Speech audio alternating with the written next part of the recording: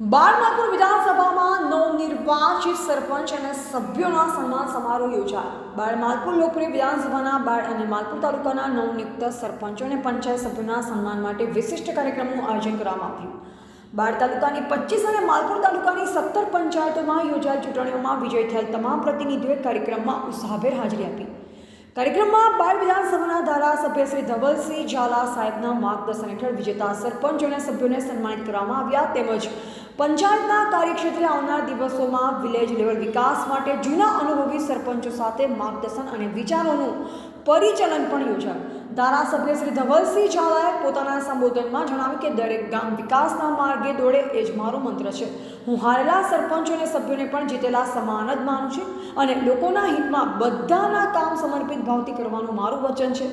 આ પ્રસંગે ઉપસ્થિત તમામ સરપંચો અને સભ્યોને સહકાર માટે હૃદયપૂર્વક આભાર વ્યક્ત કરવામાં આવ્યો. રિપોર્ટર વંદરા શિખાંડ, માલપુર, અરવલ્લી.